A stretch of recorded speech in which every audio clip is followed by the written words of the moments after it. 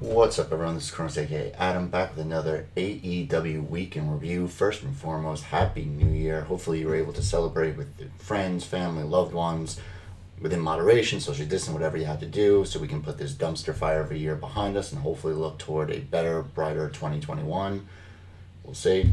As always, don't forget to like, share, subscribe, comment. Social media is down there. As always, with my AEW Week in Review, I go over everything that happened that week in AEW, from BTE to Dark to Dynamite. This is obviously a very somber week with the passing of Brodie Lee, aka John Huber, aka Luke Harper.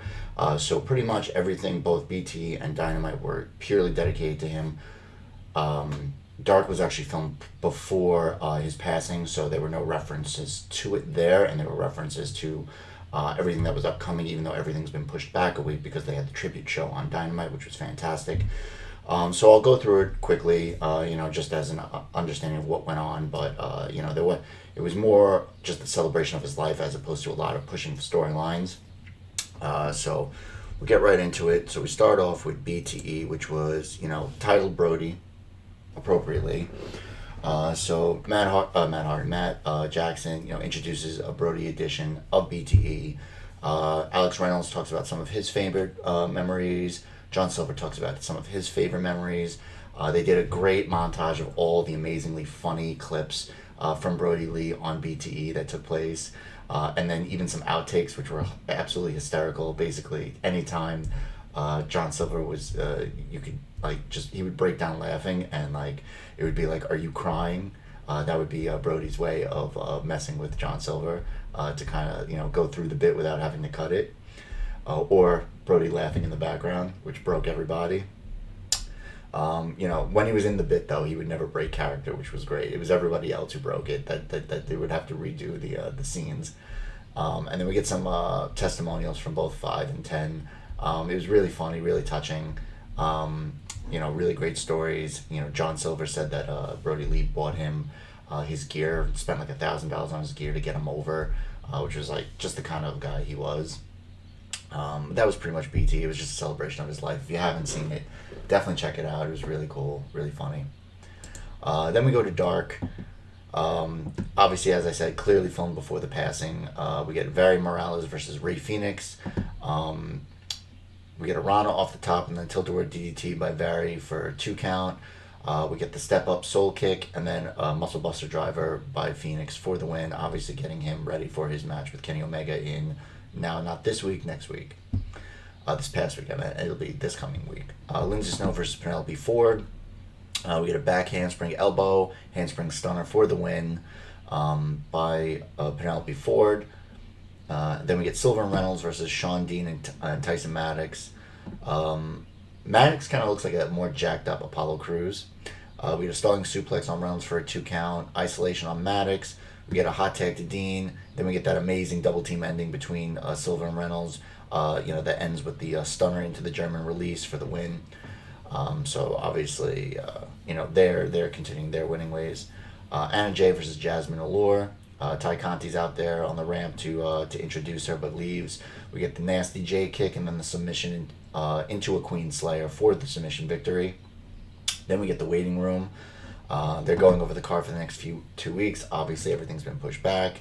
Can't wait to see Cage beat Darby Allin. Cody even stole Mox's baby announcement. Seidel is the guest here. She apparently had a slick debut. Says he still feels like the Shockmaster. Britt's making fun of the wins he's gotten, but that he can't get the big win. They get mail call. TBS asked to hang a poster of the Go Big Show. It's all about Cody. He doesn't even like to share the spotlight. Seidel draws like a third eye on Cody's poster. This was a really bad episode, to be honest, of the ones she's done so far. It was just kind of awkward between her and Seidel. So hopefully this is just the outtake of them all. Ryzen, Nick Camarado, and James Tapia versus Team Taz. We get Hook coming out with Team Taz. Hook actually hits a running clothesline on Ryzen on the outside. Camarado comes in cleaning house. Hobbs gets involved. Then we get a Drow Claw on Tapia for the win. Fuego's El Sol versus Griff Garrison. Avalon's on commentary because he wants Griff Garrison in the Pretty Peter Avalon provocation. Hold on. just getting my lighting right. There's some here. I gotta get this automatic lighting. And I, once again, forgot to put this on sound. So Avalon takes a shine to Griff, as I said. Pillman's out there with Griff. Del Sol focusing on the left arm. We get a Dragon Rana into an armbar by Del Sol. Tornado DDT attempt, but then Griff hits him with the rolling forearm for the win. Avalon hands him an 8x10 at the top of the ramp. He drops it and then walks off. Avalon is stunned and upset. So then we get Santana and Ortiz versus TNT, which is Terrell and Terrence, Devon's twin sons. We get a 3 Amigos by Santana on Terrell for a 2 count. DVD neckbreaker combo on Terrence for a 2 count. Hot tag to Terrell and Ortiz both get the hot tags. They do a 3D on Ortiz. Santana breaks the count. Roll through cutter, pop up powerbomb, and then a pop up running boot by Santana and Ortiz for the win here. Aaron Solo versus Sammy Guevara. Solo with the hair whip. Sammy flips him the bird. It's pretty even though to start. Then top rope Solo Sammy counters with a jumping knee strike. Top rope springboard moonsault to the outside by Sammy, which was really cool. Sammy drawing with the roster in the crowd. We get a double stomp by Solo for a 2 count. Trouble in Paradise attempt by Solo. Then a roundhouse by Sammy, a knee strike, and then a GTH for the win. Sammy grabs the mic to do a promo. Says another win for the good guys. He's get the title he already holds in his mind. Says this will be the 10-year anniversary of when he first became a wrestler, and the work doesn't stop. So he's kind of like trying to walk that tightrope, heel face. Chaos Project versus Ariel Levy and El Cuervo del Puerto Rico. Apparently there's a story with El Cuervo where he survived some kind of accident. I didn't catch all of it, but that it's really great that he's in the ring today. Serpentico, as usual, being used as a battering ram and another weapon. We get an assisted leg drop on Levy for a 2 count. Hot tag to Cuervo, cleaning house. Eventually they hit Creeping Death on Cuervo for the win. Leva Bates versus Maddie Rankowski. Eventually Leva Bates hits a super kick into a small package for the win. Not much in there. Danny Limelight versus Matt Sydal. Lots of great lucha arm drags between the two. Inside hook brainbuster by Sydal for a 2 count. Standing Mariposa for a 2 count. We had a single leg crab by Limelight. Sydal fights out with a question mark kick. Cobra clutch suplex by Sydal. That looked pretty cool. And then a pinning combo by Sydal for the win. Ty Conti versus Vert Vixen. We get a step up V trigger by Ty. Double roundhouse kicks. They drop each other down. Ty starts doing her judo throws. Then a pump kick. And then TCO, which is a kind of a gory special, go to sleep for the win. Gun Club versus Baron Black, Mike Verna, and Royal Money. So Colton, full Nelson slam on Money for a 2 count. Obviously it breaks down. Everyone's just hitting their spots. Colt hits his Colt 45 on Money for the win. Austin grabs a mic, says, we like to have fun, but if you jump a family member, we beat your ass. So obviously, I don't know if this was some kind of evidence of a somewhat heel turn or just a frustration on their end because something, I don't know. And then your main event, SCU versus TH2. Starks on commentary. This is the first match since the waiting room, incident where they said that they will, break up if they don't, win. Kaz taking heat. Crucifix Octopus submission by Evans on Kaz. He powers out of it. Gets a hot tag to CD. Blue Thunder Bomb on Evans for a 2 count. Catch Powerbomb Neckbreaker combo on Helico for a 2 count. Kaz hits CD by accident. Alright, what the hell's going on here? Let's see. I need to get this light going. And then double team on Kaz. Standing Sky Twister on Kaz for a 2 count. Assisted 450 on Kaz for a 2 count. We get a backdrop Gutbuster on Evans, which ends up giving SCU the win. The Acclaim come down for a sneak attack. TH2 join in, so it's a 4-on-2, and then the Bucks come out to run everyone off. So we'll find out there'll be an 8-man tag with all of them at some point. And then Dynamite. This was the Brodie tribute special. Obviously they had a lot planned, but they pushed everything back so that this was just a match basically celebrating his life and matches that were purely the celebration of Brodie Jr. and matches he wanted to see and wrestlers he loved.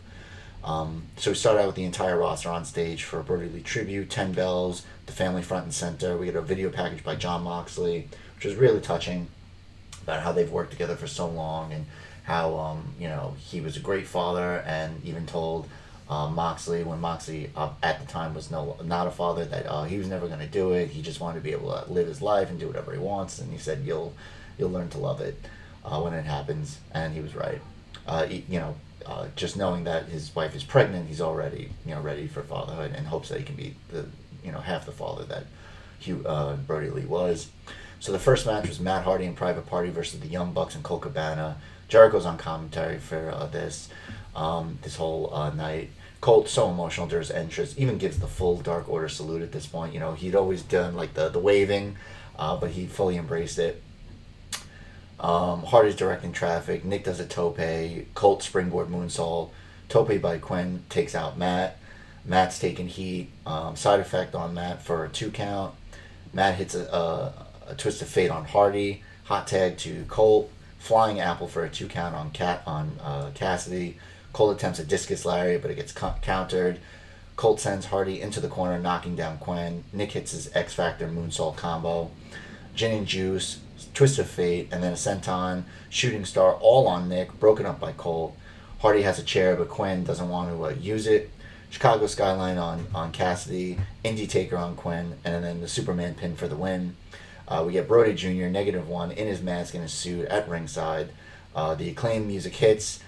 They are about to say something. SCU comes down, starts fighting. We get a double super kick and a flip flop on the Acclaimed. Bucks give a tribute with the Dark Order sign with Colt. So that was really special. Darby testimonial about how this was someone he wanted to wrestle. Unfortunately, he never got the chance to. But that he was, really great in the behind the scenes and always giving him pointers and being really great to just him and everyone else backstage. Our next match, Uno, Stu, and Lance Archer versus Eddie, Butcher, and the Blade. And Archer's dressed up like Luke Harper, which I thought was really awesome. Eddie says he loves Brodie in a promo, but then he's like to get serious because apparently they've known each other for a very long time. But Dark Order is nothing without him, and he's going to prove it, obviously because he's got to be a little heel. Uno with the homage to Brodie with the cheap shot kick to start out. Breaks down early. Archer suplexed on Cody by Uno and Stu. Bunny gets involved, then Jake gets involved by tripping them on one of them on the apron. Uno's taking heat before the break and then back from break. We get a slap fest with Eddie and Uno, which I thought was great. And he's like, do it for Brodie. So hot tag to Archer. Ripcord chokeslam by Blade. Archer does the taker tightrope, but then ends it with the moonsault, which is awesome. Archer pounces Butcher. We get Eddie does a DDT on Stu right in front of Jake. Of course, you got to get that little dig in. We get a springboard DDT on Butcher on the apron by Stu. Then they hit the fatality on Blade for the win. They take out everyone. They put Eddie back into the ring. They all hit moves on him, and then Jake hits a short arm clothesline on Eddie. That was a huge pop for me. Then we get Dax, Arn, Colt, and Bryce Remsburg testimonial. All about how he was the family man. Bryce Remsburg, man, he got me. Saying that if there was a Mount Rushmore of wrestling dads, that he would be on it. Just that, it didn't matter whether he left at 2 a.m. and had to be home at 5. He would drive those 3 hours just to be home to see his family. And that he knew that what he was doing and everything he was doing for his family, it was just really, really touching. Then a great match, probably my favorite of the night. Hangman, Silver, and Reynolds versus MJF, Santana, and Ortiz. Silver is in like his own version of Brodie's gear. MJF with the Puerto Rican flag tights and the bandana. Apparently this was given to him on social media. If you remember last week, MJF, talked about how he lost somebody because Santana had lost his stepfather, and it was actually like a touching moment, and like I was waiting for it to be some kind of heel move, whatever, but it was actually there, and then now he's kind of like ingratiated himself with them, which is really nice. Silver and Reynolds are throw the papers. Hangman with his own set of papers throws them at MJF, a tribute to BTE for Brodie. MJF is talking shit to -1 at ringside, who Alan Angels, number 5, was with him the whole night, which was really touching as well. We had 3 Amigos on Reynolds with help from Ortiz on the third one. Hangman comes in cleaning house. He's taking heat during picture-in-picture. MJF gets to the top rope and is about to do a move, but flips off -1. Everyone's like, "Oh my god!" I predicted on Twitter when people were like, "This might be a little too much." I said he's taking a kendo stick before the end of this match. Hot tag to Silver. He's on absolute fucking fire. Silver was just so fucking great. We get the roll through stunner by Santana. Everyone's getting their shot in. Ridiculous destroyer on MJF by Silver, kind of like they were doing like kind of monkey flips and then caught him with it. It was great. MJF hits the heat seeker, then a pop-up powerbomb, then a front kick on Silver. Reynolds breaks up the pin. Wardlow on Reynolds. While the ref is not looking, then all of a sudden Eric Rowan fucking comes down. I popped huge for this. He takes out Wardlow. They're fighting to the back. Fucking Eric Redbeard. It was great. Ortiz gets absolutely destroyed. MJF puts his foot on the ropes. MJF rips the mask off of -1, spits on it. Everyone's like, no, whatever. And then Brodie Jr. takes out the kendo stick, hits him, and it was just absolutely chef's kiss, perfect. Hits him dead on in the head. MJF goes down. The crowd fucking pops. All the wrestlers are cheering Brodie Jr. on. He's got a grin on his face, ear to ear, to put a smile on that kid's face after just losing his father a few days earlier. It was very touching. We get the discus by Silver on Ortiz for the win. He breaks down right away, Silver, and that got me as well. Like, you could just see, like, this was so rough. Especially for Silver, who, became like his protege there. It was like, if Silver got over so much because of Brodie, because Brodie believed in him, bought him the ring gear, as I said, just absolutely like changed his life. And then Rowan comes back, he's crying, he has a sign, it says, "Goodbye for now, see you down the road, brother," which was great. We get another Eddie testimonial, which is going to be just heartfelt, just that, thank you for believing. I'm going to miss you believing in me when I didn't believe in myself. Miss you kicking my ass, like all this stuff. But Eddie just knows what to say. Always the right thing. And then we get Anna Jay and Ty Conti versus Britt Baker and Penelope Ford. Anna with the Queen Slayer attempt. Britt drops and runs. We get judo throws by Ty on Ford. Release German by Ford on Ty for a 2 count. Reba trying to get involved, but clearly doesn't know where to put Ty, which I thought was funny. Ty's taking heat during picture-in-picture. We get the hot tag to Anna Jay. Backstabber on Ford. Ty in with the judo spin slam. Anna with the J kick. Excuse me. And then she's does the Dark Order sign. You can see she's crying, saying this is for Brodie. Britt hits her fisherman neckbreaker for a 2 count. She's just completely in shock. We get the tope blockbuster by Ford for a 2 count, a top rope. And then we get the Queen Slayer on Ford for the win. Britt, and they're just the two of them, both Ty and Anna Jay. Obviously, Ty wasn't in the Dark Order, but was kind of involved in a lot of the storylines because Anna Jay was involved. And you could tell the two of them just breaking down. They left. We find out that Britt calls down Tony to the ring. So she calls Tony down and says, "Everything's a rig.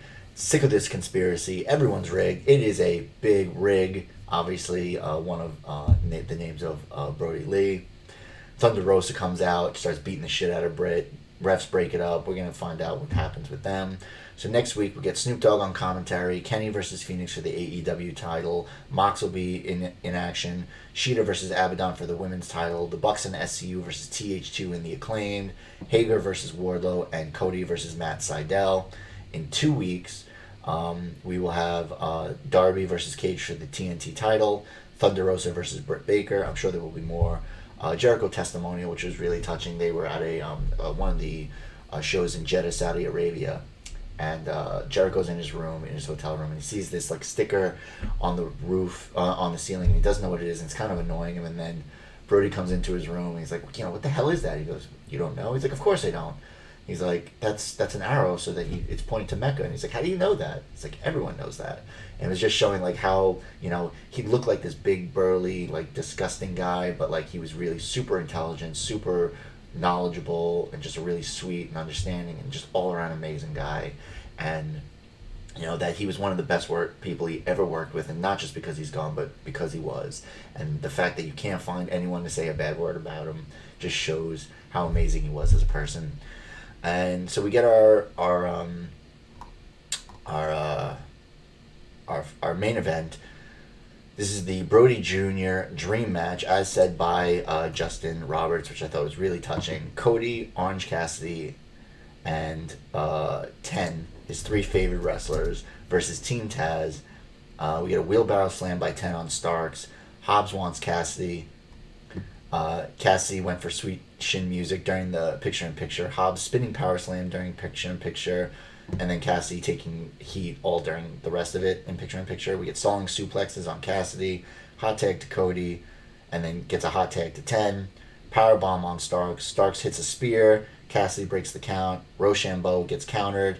Cage comes in. 10 sends him out of the ring. Taz goes for a chair.